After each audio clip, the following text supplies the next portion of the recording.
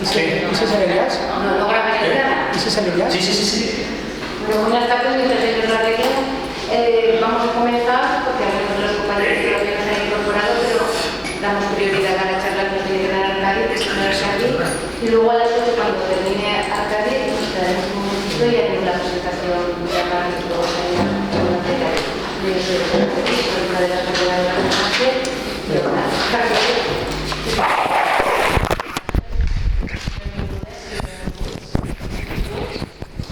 Hay gente que compañeros que se incorporan a la tarde, sino en su país cursando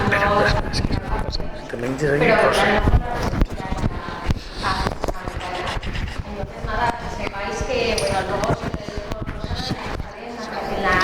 en la introducción de lo que es el máster en sí, lo que pasa que como aprovechando que Arcadio Libres tiene un espacio limitado por el tiempo, por los test, etcétera, creíamos que era mejor que empezara él y luego ya seguimos con toda la introducción del máster, aula virtual, todas las normas, todo el material, todo. Eso lo veremos cuando termine la bienvenida, si Dios la queréis, igualmente. Y ya estos días seguiremos comentando, ¿sí?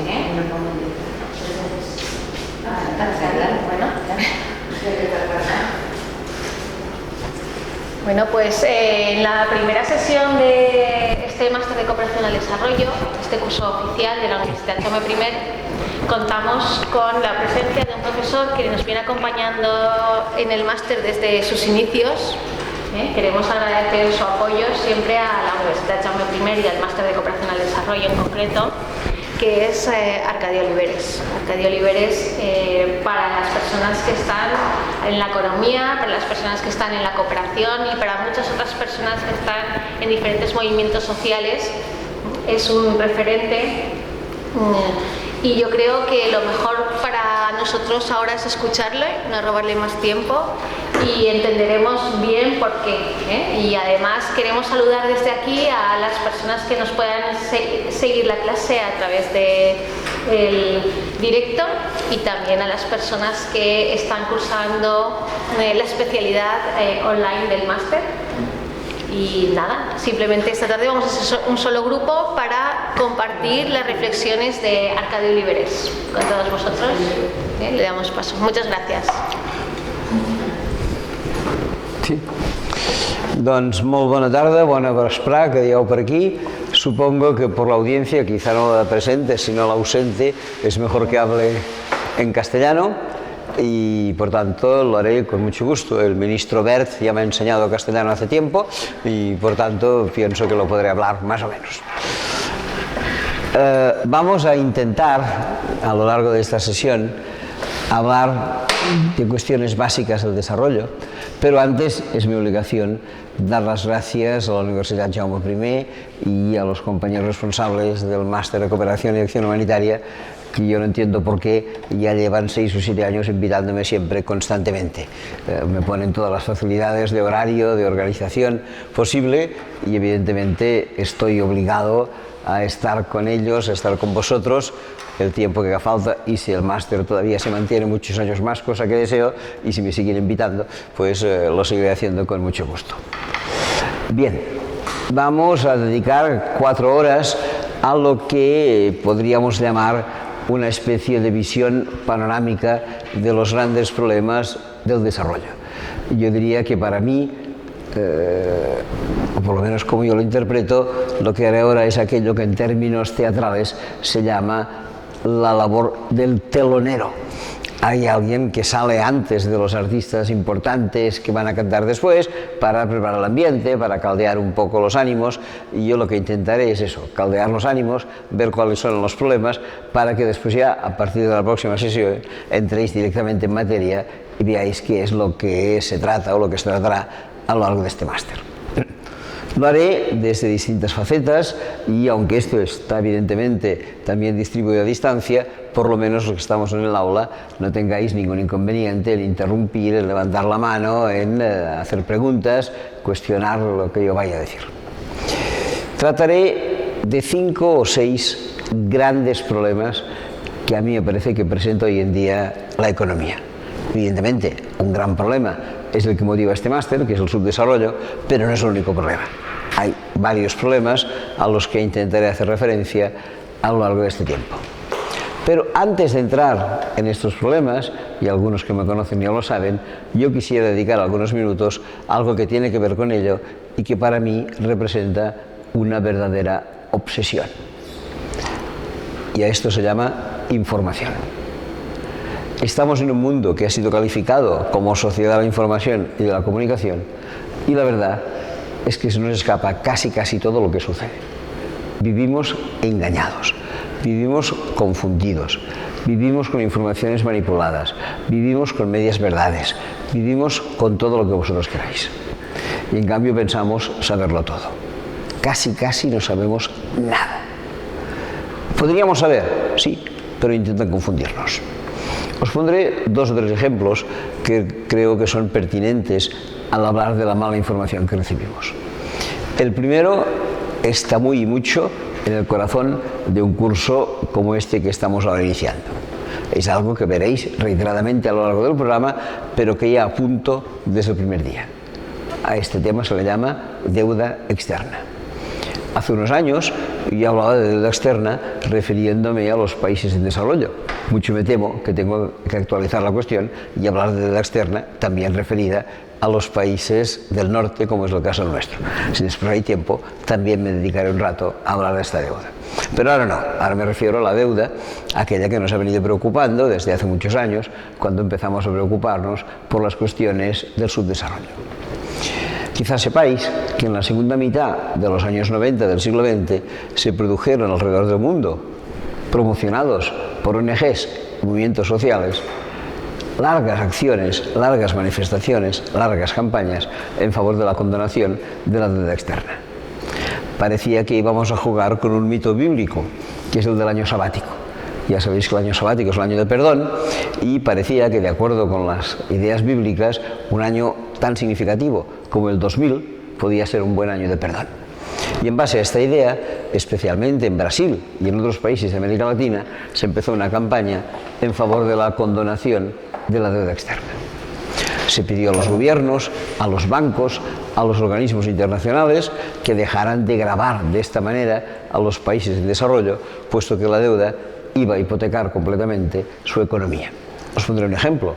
Llegó un momento determinado en que en un país como el Perú, el 70% de los ingresos provenientes de las exportaciones tenía que ir destinado al pago de intereses y amortización de la deuda. Tan solo el otro 30% restante podían destinarlo a la compra de bienes mediante las importaciones. Que tú exportes y solo puedas destinar el 30% a comprar cosas que te hacen falta es un verdadero desastre. Y ya nos está pasando, la partida más importante del gasto público ya empieza a ser los intereses también de la deuda en nuestro caso. Por ahí estamos andando. Pues bien, se pidió un poco que se condonara la deuda. La verdad es que los responsables de esta condonación no hicieron caso. Y poquísimas cosas se produjeron desde el ámbito internacional para cancelar la deuda.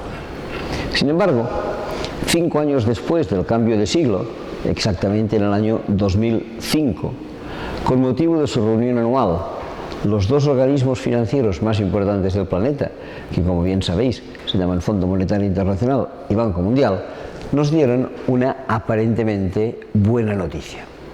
Nos decían que Banco Mundial y Fondo Monetario, en su asamblea anual, habían decidido hacer caso de estas peticiones de condonación y, en consecuencia, perdonar, así rezaba la noticia que aparecía en aquel momento, una parte importante de la deuda de los países del tercer mundo, e incluso perdonar la totalidad de la deuda de los países africanos, que era la que más estaba en sus manos y que era la que afectaba más a los países más pobres. La noticia era buena, vamos a perdonar una parte importante de la deuda y perdonaremos el total de la deuda en el caso de los países africanos. No solamente la noticia era buena, además era desincentivadora, porque si el Banco Mundial y el Fondo Monetario perdonaban la deuda, no hacía falta que nosotros hiciéramos campañas de condonación, ya lo harían ellos. La noticia era buena, la noticia era desincentivadora y la noticia era completamente falsa. Porque lo importante no es ver el titular de la noticia. El titular de la noticia nos decía lo que acabo de explicar: Banco Mundial y Fondo Monetario perdonan la deuda. Pero para saber las cosas, la verdad es que más que el titular de la noticia, que es aquello que nos da la televisión en 15 segundos y ya pasan a la siguiente noticia, suele ser más interesante aquello que en la prensa se llama la letra pequeña. Porque la letra pequeña amplía la información del titular y, atención, a veces lo desmiente. De manera que valía la pena leer la letra pequeña y te decían que Banco Mundial y Fondo Monetario perdonarían la deuda, pero te daban algo mucho más concreto y razonable. ¿Qué cantidad en dólares Banco Mundial y Fondo Monetario iban a destinar a cancelar la deuda? No solo nos decían que perdonarían la deuda, nos decían qué esfuerzo financiero harían para perdonar la deuda. Ya sabíamos algo mucho más importante: cuál era la cantidad que se destinaría al perdón de la deuda. Entonces solo hacía falta un último elemento. ¿Y cuál es el total de la deuda? ¿Es mucho? ¿Es poco? Para saber si esto que iban a perdonar era significativo o no frente al total de la deuda. Si no sabíamos cuál era el total de la deuda, ningún problema. Íbamos, supongo que aquí también lo tendréis, a cualquier biblioteca universitaria, sacábamos los últimos anuarios de Naciones Unidas y allí nos daban cuenta del importe del total de la deuda. ¿Que no teníamos anuario de Naciones Unidas a mano? Ningún problema. Hoy en día hay un santo, creo que es el santo con más devotos alrededor del mundo, se llama San Google, lo sabe absolutamente todo y solo hace falta preguntarle a San Google cuál es el importe de la deuda. Se lo preguntas y al acto San Google te lo responde. De manera que ya sabías por un lado qué es lo que iban a perdonar, sabías por otro lado cuál era el total de la deuda y solo te faltaba una última operación matemática sencilla. Es lo máximo a lo que llego en matemáticas, pero a esto todavía llego, y que se llama regla de 3. Y entonces, ¿qué pasa? Que tú hacías una regla de 3 y mirabas eso que el Banco Mundial y el Fondo Monetario van a perdonar, ¿es mucho o es poco respecto del total de la deuda? Hice la regla de 3, el resultado excelente. Suponiendo que Banco Mundial y Fondo Monetario hicieran frente a sus promesas, paréntesis, hace algunos años, y todavía no acabaron de cumplirlas todas, acabarían perdonando el 1,4% de la deuda del tercer mundo. Magnífico, contentos y engañados. Y es una pequeña muestra de la diferencia que va entre el titular de Banco Mundial y Fondo Monetario, perdonar la deuda, hasta la realidad. Otro ejemplo, un tema que también aparecerá, supongo, a lo largo del curso y que ahora ha entrado en un segundo plano, es el tema inmigración. Esto era primer plano hasta hace 4 o 5 años, pero ahora, debido a la crisis, ya aparece en segundo lugar. Muy bien. Un periódico que tengo por serio, por tanto no estoy hablando de La Razón, sino de La Vanguardia, me decía hace un cierto tiempo, en Domingo y en primera página, lo siguiente. ¿Qué nos decía La Vanguardia en Domingo y en primera página? Bueno, quiero decirlo del Domingo y de la primera página porque el periódico, el Domingo, la gente lo lee más que los otros días. Y la primera página lo leen todos, porque es lo que ven en el kiosco colgado en la calle. De manera que una noticia en La Vanguardia, en Domingo y en primera página tenía una cierta relevancia. ¿Y qué nos decía en este caso La Vanguardia? Pues exactamente lo siguiente. España, segundo país de Europa con mayor número de inmigrantes. Tal cual estaba el patio en aquel momento, todavía lo está, pero menos por lo que respecta a la inmigración, una noticia de este estilo a algunos les podía generar aquello que se llama alarma social. España, segundo país de Europa con mayor número de inmigrantes. Sin embargo, La Vanguardia te decía, oiga, si usted quiere saber más de lo que pone en la primera página, acuda a las páginas interiores y tendrá una ampliación de información. Te ibas a las páginas interiores y La Vanguardia te ofrecía con más detalle 2 columnas en las que estaban ordenados los países de Europa. En la primera columna, los países de Europa estaban ordenados según el número de inmigrantes, en cifras absolutas. Y en esta columna, España ocupaba verdaderamente un lugar importante. No era exactamente el segundo, como decían, sino que era el tercero. Pero se ve que una noticia, cuando pasa de la portada a las páginas anteriores, pierde un lugar en el ranking. De manera que España estaba allí situada en tercer lugar. Sin embargo, lo importante no era esto. Lo importante era la siguiente columna. Porque la siguiente columna te decía países de Europa ordenados por el número de inmigrantes, pero no expresados en cifras absolutas, sino en cifras relativas. Porque cuando de verdad la inmigración es significativa, no es cuando en un país hay muchos o pocos inmigrantes, sino si hay muchos o pocos por cada 100 personas que vienen. Si nosotros hablamos solo de cifras absolutas, España tendrá más inmigrantes que Andorra. Pero si hablamos de cifras relativas, Andorra tiene más inmigrantes que España. Bien, Pues esta segunda columna también nos la ofrecía La Vanguardia, y en esta segunda columna España no estaba situada ni en el segundo, ni en el tercero, ni en el cuarto, sino en el 8º lugar europeo. No se puede engañar a la opinión pública alarmándola, diciéndola, mire, oiga, está lleno de inmigrantes, en el supuesto que no es de que estar lleno de inmigrantes sea una alarma, que no debería serlo nunca, pero en fin, en cualquier caso, esto lo tienen así, y en cambio, a la que ves un poco la realidad, el ranking baja por completo. Otro pequeño ejemplo de cómo vivimos engañados.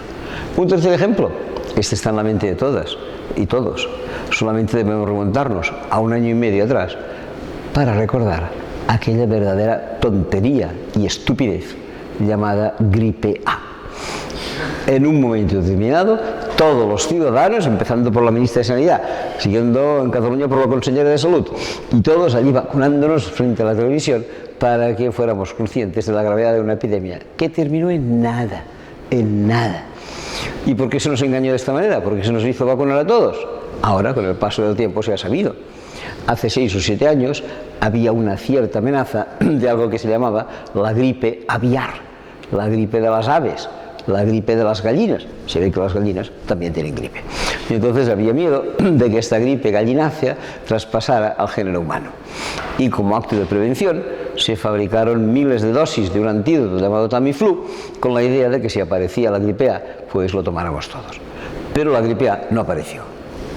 La gripe de las gallinas no traspasó al género humano. ¿Y qué sucedió? Pues que los laboratorios se quedaron con unos stocks considerables de Tamiflu y no sabían qué hacer con ellos, hasta que se dieron cuenta que iban a caducar. Y entonces pensaron, pues oye, más que en nuestros almacenes, mejor se los queda el Estado. Y ahora, con el paso del tiempo, se ha escrito que los grandes laboratorios farmacéuticos presionaron de innumerables maneras a la Organización Mundial de la Salud para que declarara una pandemia de gripe A. Los gobiernos se vieron obligados a comprar estos stocks de Tamiflu y los laboratorios se los sacaran de encima. Y toda la gente confundida, teniendo miedo de una enorme epidemia, que no era más ni menos que el interés de los laboratorios farmacéuticos. Por tanto, primer gran problema, nos engañan. Y todavía, si me permitís, un último ejemplo de engaño que se mueve más en el terreno político que en el económico, pero que también tiene muchas dimensiones económicas y que vale la pena conocerlo.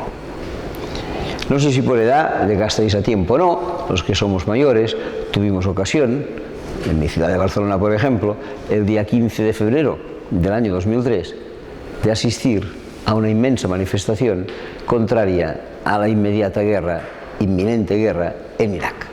Dicen los optimistas que éramos 1 millón de personas, supongo que la Guardia Urbana decía la mitad. Pero en fin, en cualquier caso, ahí estábamos. Fue un éxito. Todos quedamos gratamente sorprendidos por aquel resultado. Y los que estábamos en la organización de aquella manifestación, organizamos a las pocas semanas otra enfrente de una guerra que se le parece, pero que no era exactamente la misma. Si la primera había sido en contra de la guerra de Irak, la segunda fue en contra de la guerra en Afganistán. Acudí también a esta manifestación con gran decepción, porque en este caso no éramos 1 millón ni medio millón, éramos aquello que textualmente se llama 4 gatos. Entendiendo por 4 gatos 1.000 o 1.500 personas, una cosa por el estilo.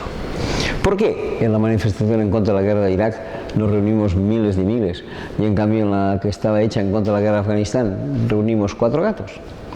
Ahí tiene mucho que ver el famoso tema de la información.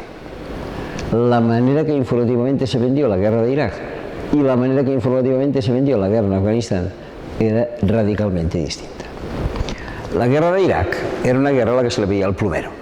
Todo el mundo se daba cuenta que Bush tenía una obsesión por el petróleo, que tenía otra obsesión por Saddam Hussein, que tenía una tercera obsesión por las armas de destrucción masiva, y todos de golpe pues decidieron que esta guerra debería tener lugar.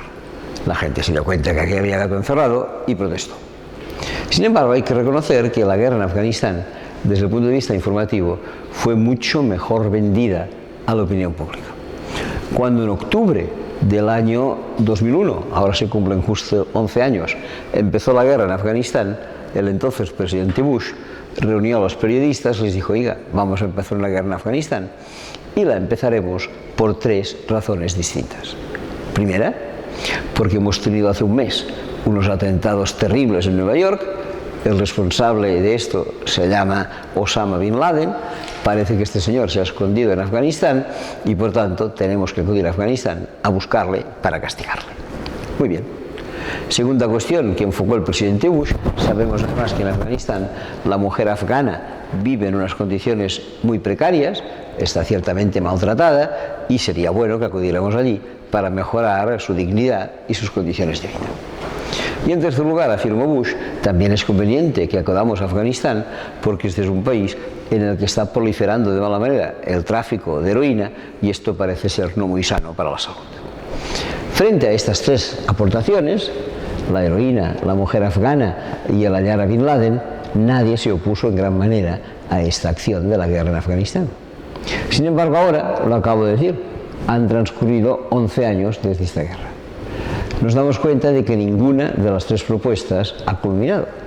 ¿Han encontrado a Bin Laden? Sí, pero en Pakistán, no en Afganistán. Y todavía está por ver dónde se escondió, qué tiempo se escondió y de qué manera se escondió. Pero además, en este terreno creo que hay otro elemento a tener en cuenta. Ha salido publicado en infinidad de periódicos las más que notables notas de amistad que desde hace mucho tiempo existen entre la familia Bush y la familia Bin Laden.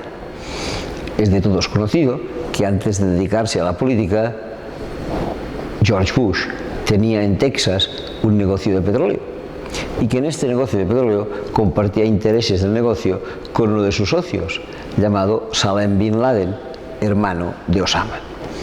Pero la otra cuestión que vale la pena conocer es que el padre de los hermanos Bin Laden falleció en 1968 en un accidente de avioneta, cuando él con su avioneta sobrevolaba para vigilarlos los pozos de petróleo.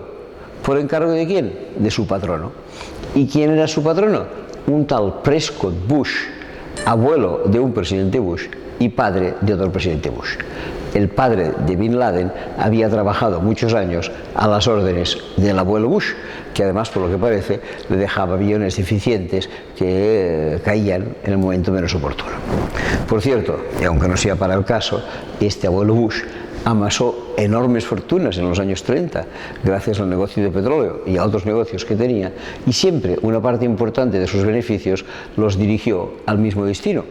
El destino era un amigo suyo en Alemania llamado Adolfo Hitler. Vale la pena saber que el principal financiador de Hitler desde Estados Unidos fue siempre el abuelo Bush. Bien, por tanto, por ahí hay algo que ya nos crea una cierta sospecha. Segundo, la condición de la mujer. En Barcelona, hace un par de años recibimos la visita de una diputada afgana, la señora Malalai Joya, que nos vino a explicar a aquellos que le quisimos escuchar que hoy, 8 años después de los inicios de la guerra, la mujer afgana se hallaba en las mismas pésimas condiciones en las que se hallaba 8 años antes, cuando había empezado la guerra, que no había habido ninguna mejora y que la situación era exactamente igual o, decía ella, peor. Nada, por tanto, de nuevo en esta guerra. Si finalmente queremos atacar el tercer punto, que es el tráfico de heroína, nos daremos cuenta que según el informe anual de Naciones Unidas sobre la droga en el mundo, desde que llegaron los americanos a Afganistán hasta ahora, el tráfico de heroína en aquel país se ha multiplicado por 5, hasta el punto de que en este momento Afganistán produce el 84% del opio mundial, situación que no se había dado nunca, porque todos sabemos que por tradición el opio estaba en sus primeros tiempos concentrado en la zona de lo que llamábamos la antigua Indochina. Se producía en Laos, en Camboya, en Tailandia, etc. Y en cambio ahora se ha trasladado a la zona de Asia Central, siendo Afganistán el principal protagonista. Pero si además hacemos caso a un periódico que para mí merece una cierta credibilidad, periódico francés llamado Le Monde, nos explica quién es el capo mafioso de la droga en Afganistán, ya recientemente fallecido. ¿Y quién era este capo mafioso? Un tal Karzai, hermano de otro tal Karzai, proclamado presidente por Estados Unidos cuando llegaron a Afganistán. El máximo traficante de drogas en Afganistán era hermano del presidente. Muy bien, los Estados Unidos llegan a Kabul y ¿qué hacen inmediatamente? Nombrar a un presidente. ¿A quién? A este señor Karzai, hermano del anterior, que os acabo de explicar. Bueno, ¿por qué de esta guerra se nos ha dicho que la principal finalidad era Bin Laden, era el tráfico de heroína y era la mujer afgana, y vemos que ninguna de las tres finalidades se ha cumplido, por lo que os voy a decir a continuación. Nombran a este presidente, el señor Karzai. ¿Qué méritos había contraído el señor Karzai para poder ser presidente de Afganistán? Dos méritos.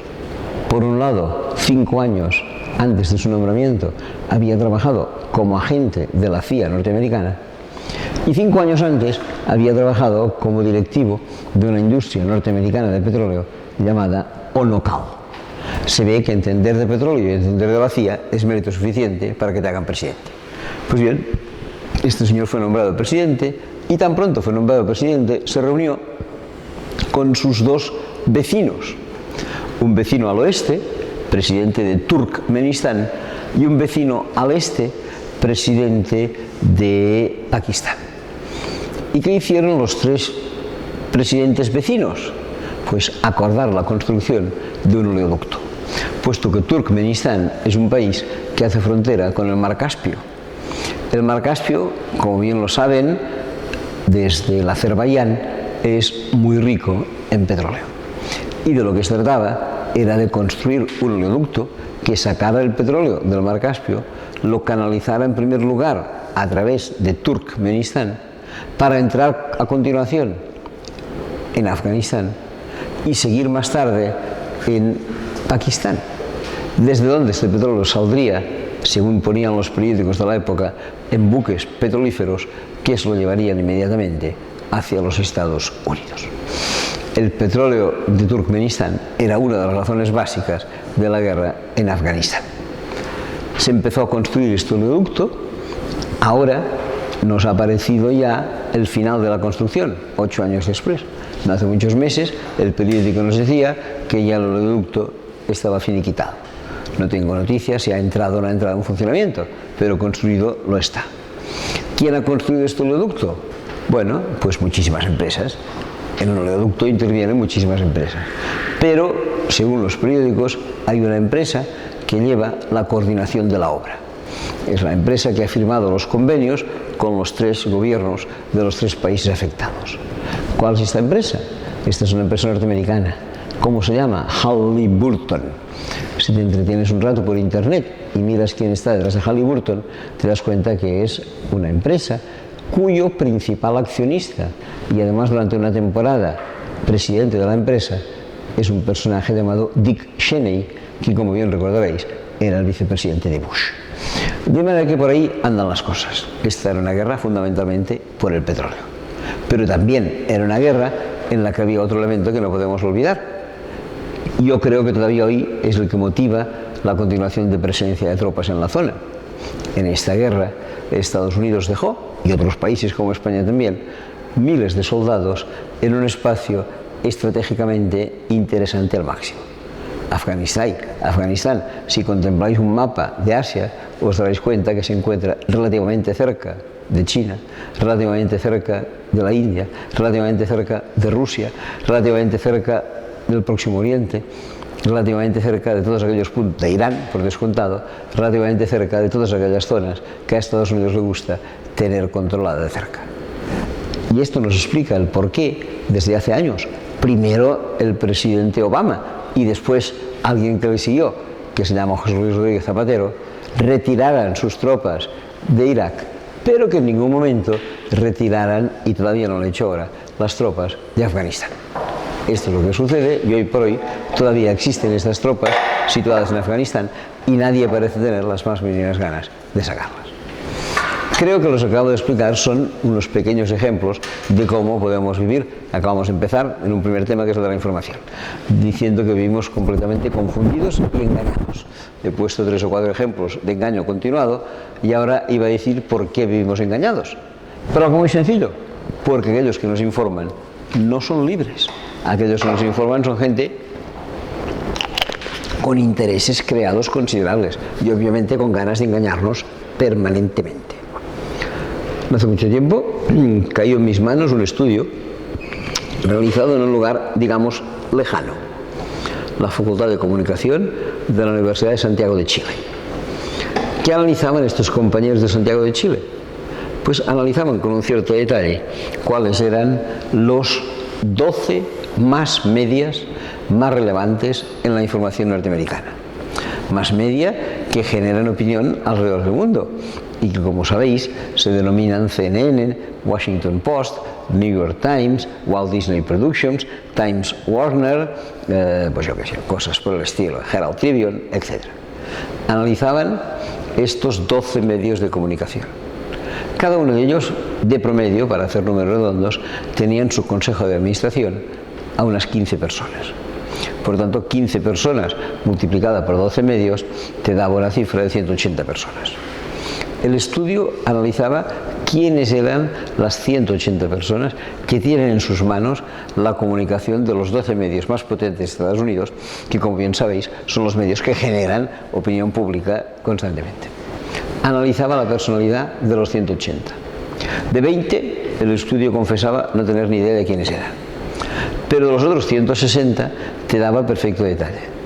Y los 160 citados por este estudio, todos ellos, sin excepción, además de ser miembros del Consejo de Administración de alguno de estos medios de comunicación, eran al mismo tiempo directivos de la industria del petróleo, directivos de la industria farmacéutica, de la industria química, de la industria de armas, antiguos altos cargos de la administración norteamericana, etcétera, etcétera.